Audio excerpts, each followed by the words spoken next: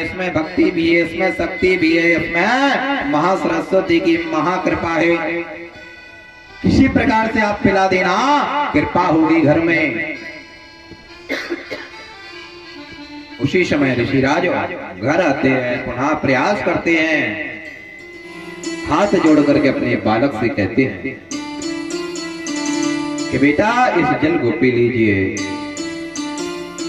इस जल को पी लीजिए। उसी समय वह जल का क्या करा, उसने वह आचमनी को लिया और बगल में खड़ा हुआ बरगद का वृक्ष उस पे उसने उछाल दिया। कहता है ऐसे जल तो बहुत पी रखे हैं, क्या आप पिटकटौना करते रहते हो, दिन भर पूजा में लगे रहते हो। तो क्रोध में आया और ऋषिराज की तरफ उसने आचमनी फेंक दी और जल को उस बट वृक्ष पर फेंक दिया। बट वृक्ष पर फेंकने पर और पुनः ऋषिराज ने जब यह देखा, ऋषिराज को क्रोध आया, पर ऋषिराज लौटते हुए घर के लिए चलाए और वह भी क्रोध में आकर के उसी बट वृक्ष के नीचे लेट गया। उसी बट वृक्ष के नीचे लेट जाने पर उसको निद्रा आ जाती है। निद्रा आने पर जो है बालक ने वह ऋषिराज के ने जो जल उछाला था उस बट वृक्ष के पत्तों के सारे एक पत्ते से दूसरे पत्ते पर, तीसरे पत्ते से चौथे पत्ते से वह जल गिरता हुआ बूंद बूंद टपकता हुआ जो वहां सो रहा था बालक ऋषि पुत्र, उसके मुख में एक बूंद चला गया। देखिए ऋषिराज माता भगवती कृपा किस प्रकार से करते हैं ऋषि पुत्र पर। एक बूंद जब जल गया तो वह घबरा करके उठ जाता है, नींद खुल जाती है उस बालक की, सोचता है क्या वही जल है क्या ये। तब तक वह जल कंठ के अंदर जा चुका था। कंठ के अंदर जब गया उसके विचार बदल जाते हैं। विचार जब बदल जाते हैं तो उसको यही आता है कि संसार सागर में कहीं कुछ नहीं, अब तो हमें घर चलना चाहिए और पिताजी को मनाना चाहिए। हमारे पिताजी आज हमें लगता है गुस्सा हो गए हैं। ऐसा विचार बदल गया तो ऐसा माता भगवती का चरणामृत का प्रसाद होता है। ये जल रूप कभी नहीं त्यागना चाहिए, बिल्कुल पान करना चाहिए। पर माता भगवती की जब कृपा है वह त्यागे हुए जल को भी वह माता भगवती ने ग्रहण किस प्रकार से किया। इसीलिए आयु को बढ़ाने वाला बट वृक्ष का बताया गया है पेड़। आयु अगर आपको बढ़ानी है तो बट वृक्ष की पूजा करते रहें। इसीलिए माता बहनें आपने देखा होगा बट वृक्ष की पूजा करती हैं अपनी पति की आयु के लिए। ये बिल्कुल स्पष्ट देवी भागवत में भी आया है, शिव पुराण में बहुत कुछ रूप में आया है। उसी समय वहां से वह चल देता है, घर आता है। घर में पुनः दूसरे विचार बोलने लगता है। कहते हैं माता को हम प्रणाम करते हैं, माता हमारे ऊपर कृपा करें, जो भी कुछ कहा हो हम आज से कुछ नहीं कहेंगे, सब कुछ छोड़ देते हैं। पिताजी कहाँ हैं? उसी समय पिताजी को ढूंढा पर पिताजी एकांत में जाकर के माता भगवती के चरणों में बैठे हुए थे। माता भगवती के चरणों में बैठे हुए उसी समय पहुंच जाते हैं। पहुंच करके कहा पुत्र सदतात्म रूपो पुत्रस्य चात्म नामना पृथ्वी तले महारूपो भगवती स्वरूपया। आप माता भगवती के चरणों में बैठे हो तो हम भी बैठ जाऊंगा, पर हम आपको पहले प्रणाम कर ले। फिर माता भगवती को इतना जब कहा उसी समय सोचा पुत्र के विचार कैसे बदल सकते हैं। उसी समय सोचा शायद हो सकता है किसी ने समझा दिया हो। इतना कहने के बाद प्रणाम किया और ऋषिराज को प्रणाम करके कहा हम घर चलते हैं, पिताजी आपसे ऐसा कुछ नहीं करेंगे। ध्रुवम नाम नामस्य प्रपंचनाम च नामानि च पृथक् पृथक् नामस्य कितात्मनां तृणतां भवः। उसी समय कहा आज से हम आपकी सेवा करेंगे। तो माता भगवती की ऐसी कृपा होती है जो माता भगवती का गुणगान करता है। तो उसके बाद उसने उसी नक्षत्र में रेवती नक्षत्र को जाकर के ग्रहण कैसे किया। एक दिन का समय बीता हुआ, विवाह हो रहा था। विवाह की तैयारी लगने लगी। ऋषिराज को याद आ गया कि इसका गंडक योग कहीं दोबारा गड़बड़ ना कर दे। तो उसी पर्वत पर गया जहां ऋषिराज ने श्रापित कर दिया था। मुनियों से संपर्क किया। मुनियों ने कहा कि आप घबराइए नहीं, उस इसी नक्षत्र में इसका विवाह कर दीजिए, संपूर्ण कृपा होगी। कहा वह नक्षत्र तो हमने क्रोध में आकर के पृथ्वी तल पर गिरा दिया है। वह त्रिभा को मुनि कहते हैं ऋषिराज, ऋषिराज कहते हैं वह तुमने पर्वतों की चट्टानों पर गिरा दिया, वह आज भी जल रहा है। कहा ऐसा नहीं, पुनः वहीं स्थापित कर दो और इसी नक्षत्र में आप इसका अगर विवाह कर देंगे तो संपूर्ण कृपा होगी। माता भगवती के मंदिर में पुनः पहुंच जाते हैं। माता भगवती से प्रार्थना करते हैं कि माता हम इतनी शक्ति अब नहीं रही है, भक्ति नहीं रही है, जिससे हम उस नक्षत्र को तारा गणों में पुनः स्थापित कर दें। उसी समय माता भगवती कहती हैं हमें आज आप स्वयं अग्नि के द्वारा महुआ का भोग आप अर्पण कर दीजिए, आपके पास शक्ति प्रदान होगी और आपका कार्य सिद्ध होगा।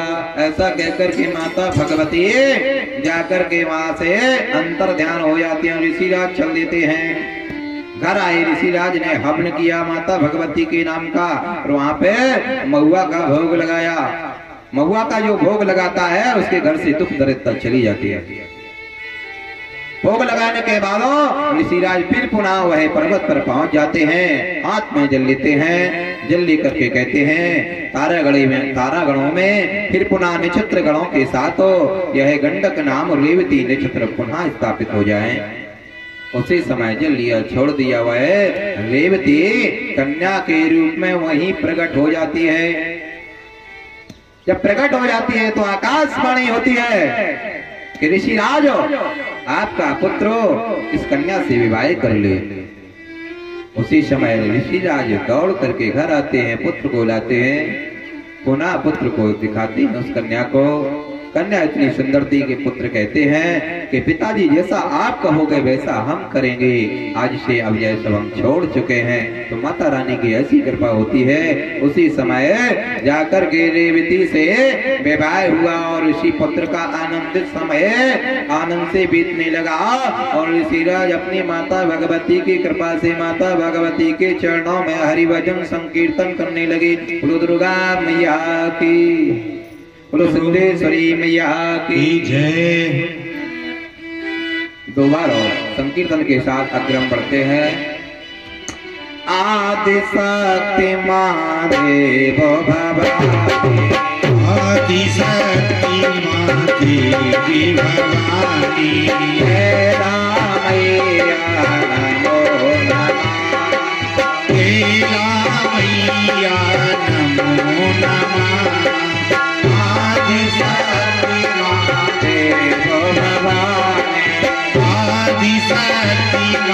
देवी भवानी हे राजने नमो नमः, हे राजनी नमो नमः। आदि शक्ति देवी भवानी हे राजनी नमो नमः।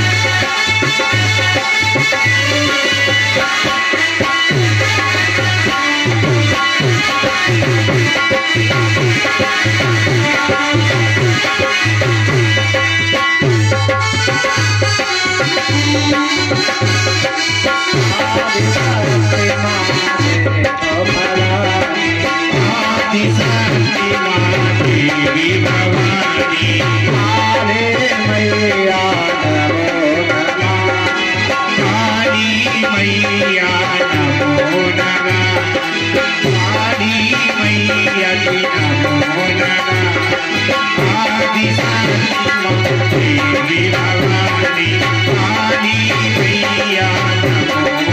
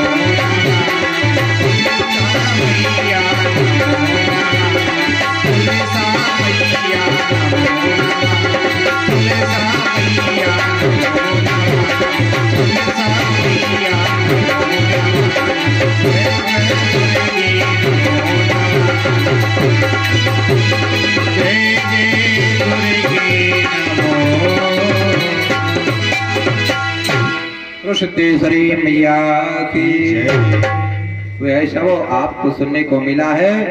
दीपक का क्या प्रभाव होता है आप लोगों को समझ में आ रहा है ये चरित्र के नहीं कि बस अपने बस हम कहते जा रहे हैं, आप लोग हाथ सुनकर के एकांत में बैठ करके सुनते जा रहे हैं।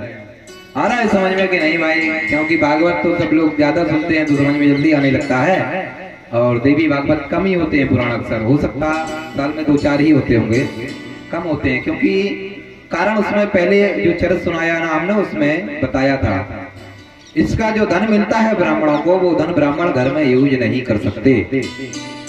जो दक्षिणा मिलती है ब्राह्मणों को वह ब्राह्मण घर में यूज नहीं कर सकते, अगर करेंगे तो वह नष्ट हो जाते हैं, क्योंकि माता भगवती की भेंट रूप में उतना ही यूज कर सकते हैं जिससे दीपक यज्ञ हवन पूजन हो सके। ऐसा नहीं कि अपनी संपत्ति को बनाया और आप घर ले जाकर के अपने बच्चों को दे रहे हैं, वह बच्चे आपका खर्च कर रहे हैं।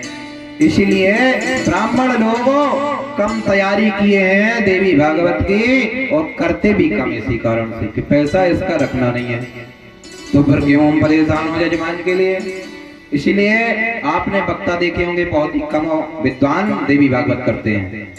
अभी एक जगह हमारे विद्वान हैं, हमारी संगाती हैं, तो उन्होंने कहा देवी भागवत होनी है, तो उन्होंने 2 महीने चक्कर लगाए पर देवी भागवत का कोई विद्वान नहीं मिला। जो भी कहे भैया मैं तो भागवत करता हूँ, जो भी कहे भैया मैं शिव पुराण करता हूँ, जो भी कहे भैया मैं यज्ञ कराता हूँ, एक लोग मिले वे तो बेचारे वो कहने लगे हम कर तो देंगे पर हम सुनाते जाएंगे, हम साज बाज नहीं लेते हैं। तो कहने लगे वैसे भी कर दो। उसके बाद दूसरे दिन बाद पता चला कि वो अपने स्वर्गलोक को सिधार गए, बहुत बूढ़े थे बेचारे। उसके बाद फिर उन्होंने हमें फोन किया कि पंडित जी ऐसी ऐसी बात है, गुरु भाई आ जाइए। तो हमने कहा कहानी क्या है, तो उन्होंने बताया कि एक जो भी थे उनको संकल्प दे दिया तो ऐसा वैसा हो गया। तो हमने कहा मतलब क्या कहना चाहते हो आप? तो कहने लगे ये नहीं है, आपने पूरा पूछा तो मैंने बता दिया।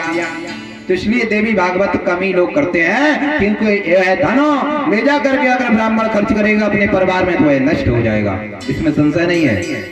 इसीलिए ब्राह्मण लोग कम करते हैं, तो इसलिए देवी की चर्चाएं कम हुआ करती हैं। पर माता भगवती की कृपा से अनेकानेक जागरण होते हैं, तो लोग जागते जा रहे हैं और माता भगवती के चरणों में लगते जा रहे हैं। देखिए एक दिन के दीपक के प्रभाव से वह ऋषि पुत्र अपने आप उसकी बुद्धि पलट जाती है, और अगर शायद वह ऋषि पत्नी संपूर्ण 41 दिन दीपक धर देती तो कृपा जरूर होती, तो यह इतना कष्ट ना भोगना पड़ता। पर देवी चरित्र और देवी भागवत सुनने से संपूर्ण वह सिद्धि प्राप्ति हुई है। ऐसी माता भगवती की कृपा है, जिसको समझ में ना आ रहा हो बता देना। उसी प्रकार से दूसरे रूप में भी हम कहना जानते हैं, इस लोगों को कम कर देंगे, हिंदी वार्ता बढ़ा देंगे, चिंता ना करना। बोलो सिद्धेश्वरी मैया की। इसी में एक सुंदर सा चरित्र आता है, वो चरित्र के बाद हमारा आरती की ओर बढ़ेंगे। वह चरित्र को पूरा कर लेते हैं क्योंकि इसी से जुड़ा हुआ है। स्वरूपम देवी महं भक्ते ज्ञानदां तथात्मना मुनिराजस्व चेतना राजस्व चां देवालयम्